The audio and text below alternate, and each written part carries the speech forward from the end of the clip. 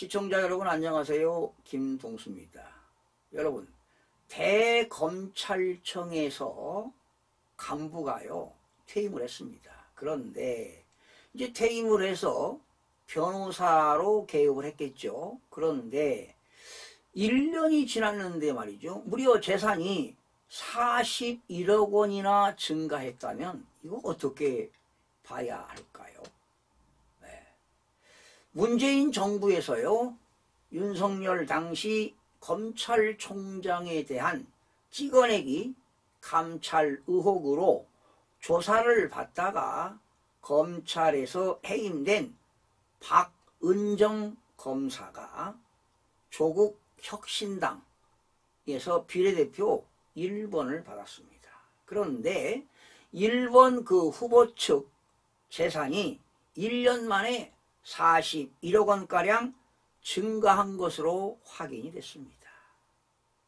박은정 후보의 남편인 이종근 전 대검찰청 형사부장이 지난해 변호사로 개업한 지 1년 만에 형성된 재산입니다.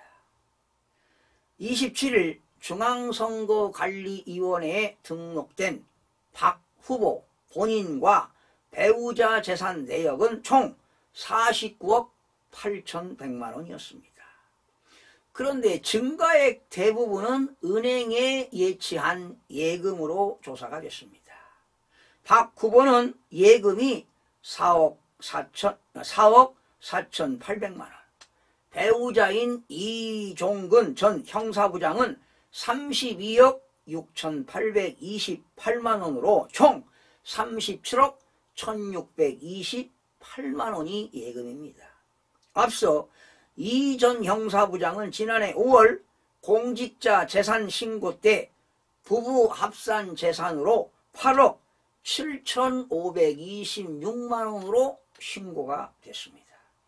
서울 역삼동 아파트가 그 당시 12억인데요. 전세가 4억의 대출이 있네요. 그리고 예금이 3,400, 자동차 그랜저 2014년식이 1,600만 원이었습니다. 또한 서울 서부지검장이던 2022년 3월에도 그는 부부 합산으로 8억 6,086만 원을 신고했습니다. 그 당시는 대치동 아파트 살았는데요. 전세가 8억이었습니다. 8억 5천만 원. 그리고 예금이 5,300, 채무가 5,900, 그리고 자동차 그랜저가 역시 2014년 1,600만 원이었습니다. 그런데 지난 1년간 이들 부부의 예금이 큰 폭으로 증가한 데 대해 법조계에서는 이 전 부장의 변호사 수입이 대부분일 것이다, 이렇게 추정을 하고 있습니다.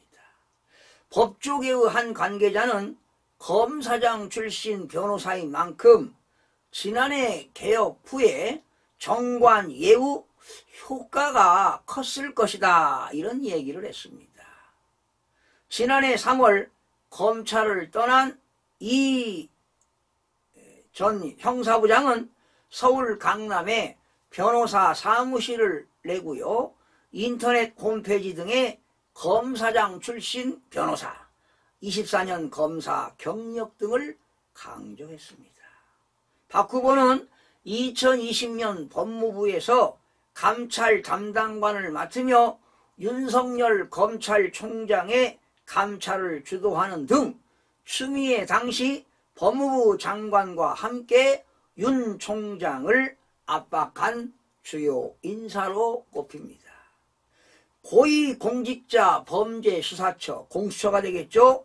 수사를 받던 그는 지난달 법무부로부터 해임이 됐습니다. 박 후보는 해임 처분은 보복성 징계라고 반발했고 조국 혁신당에 입당해 검찰개혁 몫으로 비례대표 1번을 받았습니다. 정치권에서는 조국 혁신당이 현재 비례대표 10명 안팎의 당선자를 낼 것으로 보기 때문에 박 후보는 국회 입성 가능성이 매우 커 보입니다. 1번이기 때문에 그렇죠. 한편 이런 재산 형성에 대해 논란이 일자 박 후보는 페이스북에 해명글을 올렸습니다.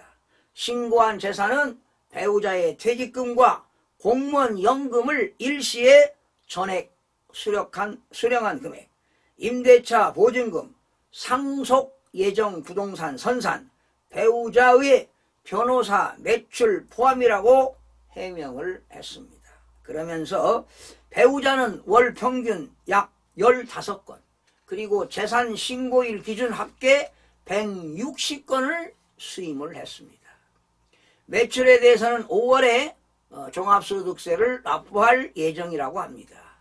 윤석열 정권에서 친문검사가 정관 예우를 받을 수 있을 것 같나 상식적으로 판단하기 바란다고 주장하기도 했습니다. 다만 이전 형사부장이 상속 예정이라고 밝힌 경북 안동시 임야의 땅값은 2,360만 원이고 퇴직금과 공무원 연금 등을 다 합쳐도 41억 원에는 미치지 않는 금액이라는 것이 정치권의 시각입니다.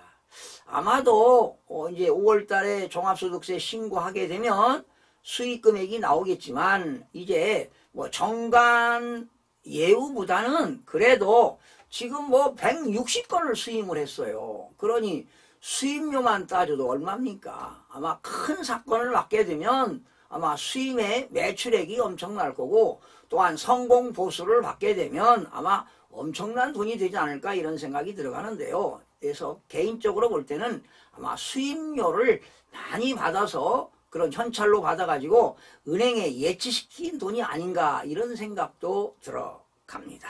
시청해주신 여러분 고맙습니다.